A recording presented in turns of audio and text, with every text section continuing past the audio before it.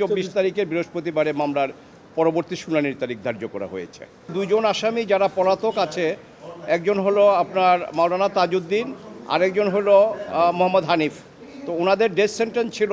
High court ডিভিশনের জাজমেন্টে যদিও ওনাদেরকে খালাস বলে ধরে নেওয়া যায় এই জন্য, কারণ হাইকোর্টের রায় ছিল যে non appealing accused will also get the benefit of this judgement, অর্থাৎ তাদেরকেও খালাস গণ্য করা যায়, এটা আমরা আগে বলেছি। কিন্তু যেহেতু তার এগেনস্টে আবার লিভ হয়েছে এবং আপিল আকারে এখন শুনানি শুরু হয়েছে, কাজেই আমরা এলআর ম্যানুয়ালের চ্যাপ্টার 12 অনুযায়ী তারা রাষ্ট্রপক্ষ থেকে বা কোর্ট থেকে তারা অ্যাডভোকেট বা আইনজীবী পাওয়ার যোগ্য, যেহেতু তারা অ্যাবসকন্ডিং, যেহেতু তারা ফিউজিটিভ বা তারা কোর্টে নাই। তো সেটা অনারেবল চিফ জাস্টিস মহোদয় এবং অন্যান্য মাননীয় বিচারপতি যারা ছিলেন ওনারা এটাকে অ্যাকসেপ্ট করেছেন। অ্যাকসেপ্ট করে আমাকে বললেন যে নতুন করে যদি আমরা কাউকে আবার এখন অ্যাপয়েন্ট করতে যাই তাইলে এই 26,000 পৃষ্ঠার পেপার বুক আবার তার পড়তে হবে, আমাদের মামলা ডিলে হবে। কাজে আমাকে দায়িত্ব দিয়েছেন যে আপনি ওই দুজনের পক্ষেও স্টেট ডিফেন্স হিসাবে আপনি নিয়োগ পেলেন এবং আপনাকে তাদেরটাও বলতে হবে। আমি যেহেতু অনারেবল চিফ জাস্টিস এবং মাননীয় বিচারপতি মহোদয় পূর্ণাঙ্গ বেঞ্চ ওনারা আমার উপরে দায়িত্ব দিয়েছেন, আমি অত্যন্ত আন্তরিকতার সাথে আমি এটা গ্রহণ করেছি এবং আমি আমার যেটুকু দায়িত্ব সেটা পালন করার জন্য আমি সচেষ্ট হব।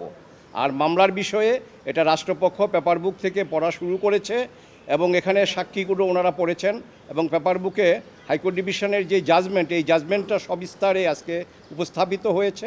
লাস্ট যেটুকু আসলো সেটা হলো যে মুফতি হান্নান ছাড়া আরও যাদের স্বীকারোক্তি আছে, এই স্বীকারোক্তি মাননীয় আদালত বলেছেন যে এগুলো আমাদের দেখতে হবে এবং এগুলো আপনি আবার দেখে রেডি হয়ে আগামী বৃহস্পতিবার আজকে বৃহস্পতিবার নেক্সট 24 তারিখের বৃহস্পতিবারে মামলার পরবর্তী শুনানির তারিখ ধার্য করা হয়েছে।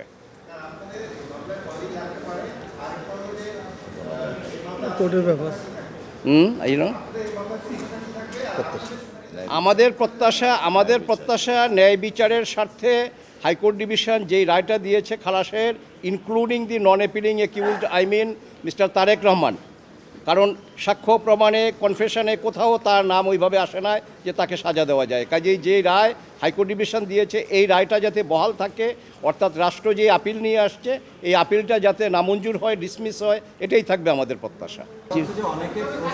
হ্যাঁ, এই সময় এসে তারেক রহমান সহ অন্যদের যখন হাইকোর্ট খালাস দিল, হ্যাঁ, তার বিরুদ্ধে রাষ্ট্র আবার আপিল করলো। হ্যাঁ, এই বিষয়টা একটা আইনি পক্ষে আমরা জানি, কিন্তু সাধারণ মানুষের অনেকের প্রশ্ন যেটা আবার আপিলে গেল কেন এরকম না, নিশ্চয়ই এটা সাধারণ মানুষের প্রশ্ন থাকতেই পারে। বাট দেখুন, একটা লিগ্যাল প্রসিডিউর আছে, রাষ্ট্র মনে করেছেন এই বিষয়টা আপিল করা দরকার, সেই জন্য রাষ্ট্রপক্ষ সেটা আপিল করেছেন। রাষ্ট্রের অধিকার আছে এবং তাদের এভরি রাইটস প্রসিডিউরটা মেনটেন করা, and we welcome their exercise. এবং এই জন্য আমরা ভয়ে ভীত না। এক্স্যাক্টলি, কারণ কারণ আমাদের টোটাল মামলায় এভিডেন্স যা আছে তাতে করে এই মামলা শাস্তি থাকে না এবং হাইকোর্ট ডিভিশনের যেই জাজমেন্ট ওই জাজমেন্ট আপিল হওয়ার মতো যথেষ্ট কারণ আছে। Right, thank you. হ্যাঁ, হাইকোর্টে ছিল, স্টেট ডিফেন্স ছিল, ট্রায়াল কোর্টে ছিল, হাইকোর্টেও ছিল, কিন্তু অ্যাপেলেট ডিভিশনে এটা লিভ হওয়ার পরে খুব অল্প সময়ের মধ্যে আপিলটা নাম্বার পরে রেডি হয়ে গেছে। এই জিনিসটা হয়তো একটু ওভারসাইট হয়েছিল। তো এটা আমি আজকে যখন কোর্টের নোটিশে আনলাম, it has duly been corrected and I have been appointed as the state defence lawyer for that two condemned prisoners who were earlier the condemned prisoner but later on acquitted, যেহেতু তারা আদালতে নাই।